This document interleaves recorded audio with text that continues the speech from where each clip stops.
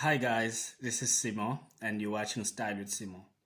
So we're back with the grad season, episode 2, and today we're gonna address the formal code for Jans.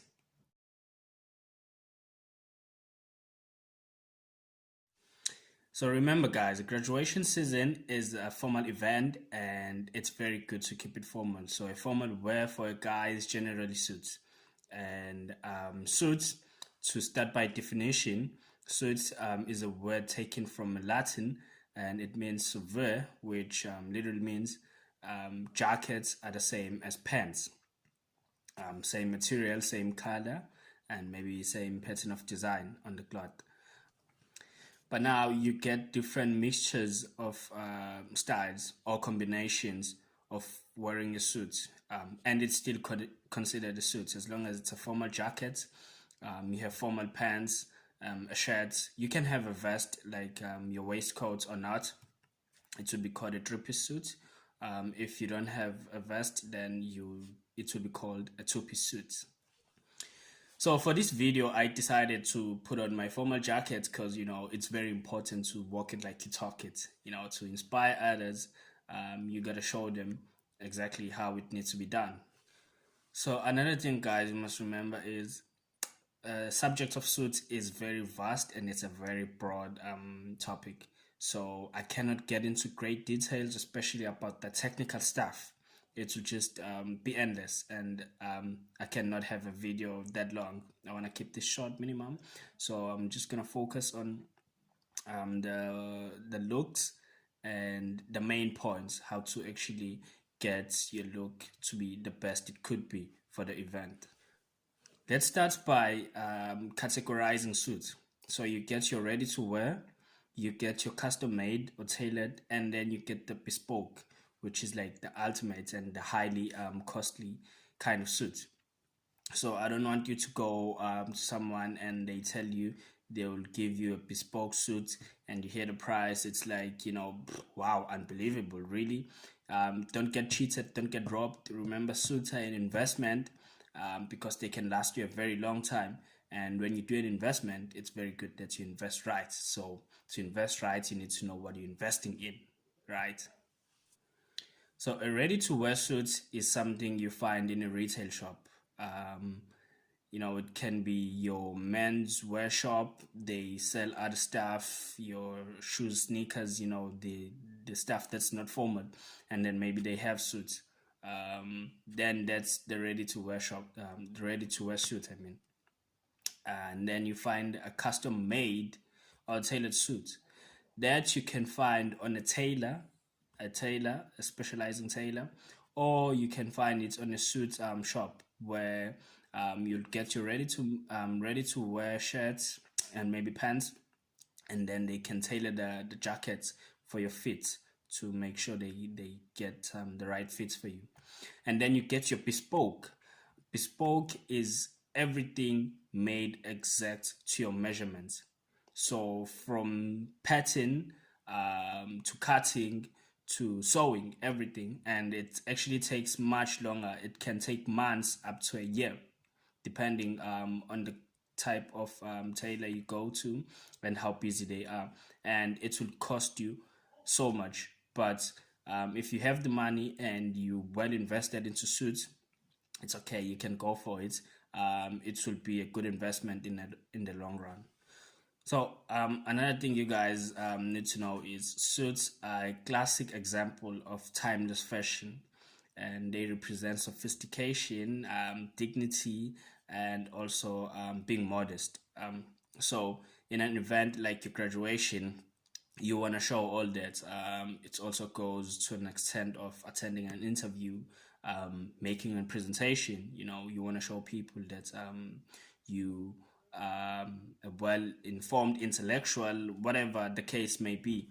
But it just gives you a good image. So you want to put on suits on special occasions like this one. Besides all that, you guys need to know as well that a well made suit boosts your confidence and it just makes you appealing to everyone around you, especially the opposite sex. So normally suits they wore with or people wear them with the shirt and tie.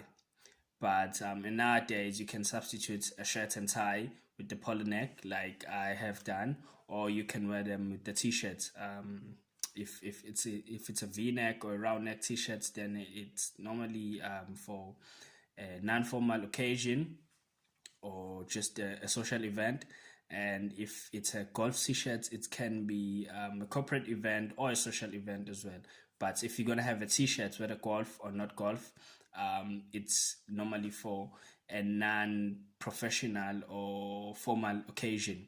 Another thing you need to know, guys, is most fit problems in a suit, once it's finished, they are very difficult to fix, nearly impossible. So you rather go and pay a higher price to get the right quality in your suits than pay a cheaper price, end up regretting it, or like thinking it would have been better if I paid a higher price to begin with and have this suit last me for as long as I could and be happy throughout the time. So here are a few pointers to spot a good quality suit or jacket, because that's normally one thing that you need to get right in a suit, and then the rest can just fall into place easily. Number one, if maybe you're gonna go to a retail shop and just pick a ready-to-wear jacket, what you need to look for is the collar. Put it on and check the collar behind the back of your neck.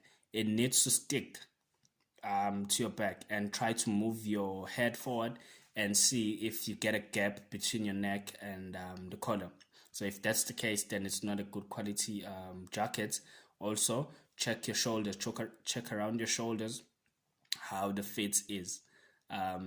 Normally, a good jacket will have the shoulders of the jacket ending right where the shoulders of your body ends. And if you look yourself in the mirror, the jacket should be more or less square your shoulders, so that you look physically fit and it just looks like you are a confident person. And then also look on the sleeve. Check your sleeve length and check the sleeve width around your biceps. If the sleeve length is too short, that's like highly impossible to fix. If it's too long, it can be fixed, but depending how severe the change might need to be, then maybe it might not be a worthy purchase to make.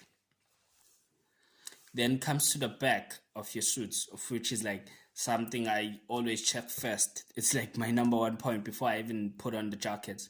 The vents.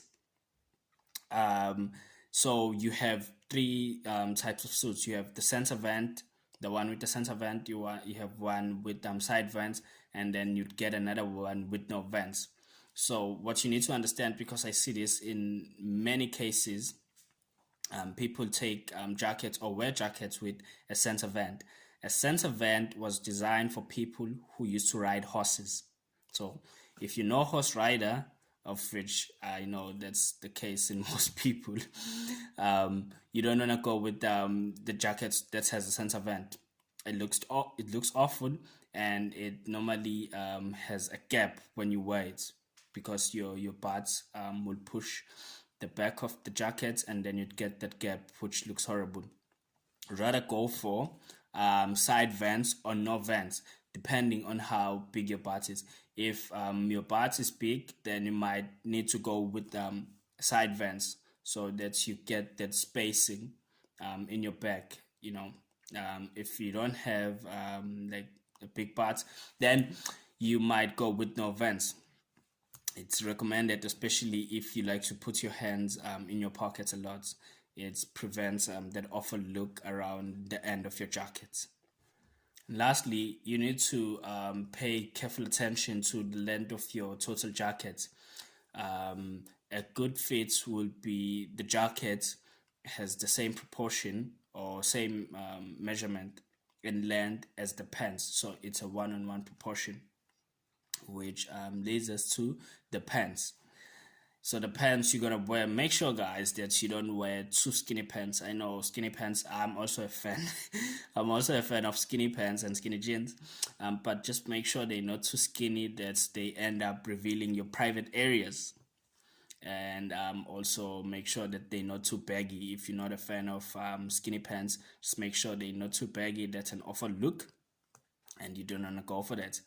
And then comes to the end of your pants, there's something called a no break or a slide break, and then you get something that is just messy, where you get pants that have all these waves at the end around the ankles at the end of the pants.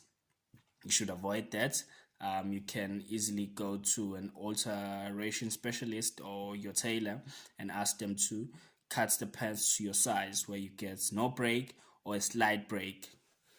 Now let's look at the small details like your accessories and the number of colors you're keeping around your look. So guys, please make sure that you keep around 3 colors, 2 minimum or 3, meaning that like your entire look has like 3 colors: your suits, your pants, your shirt, your tie, your watch, your shoes, your belt, all of it. They work around 3 colors. That just helps to show that you invested enough time and paid enough attention to your look, and everything is well intended, as compared to having 4, 5, 6 different colors into your look, which looks very bad from the next person who's looking at you, and it makes you lose points, honestly. This is something that I always battled with. I used to question myself a lot, like, when do you button your jacket and when should you not button it? So here's my advice to you. When you sit down, you can open your jacket. So leave it open. As you can see, I'm sitting down and it's open.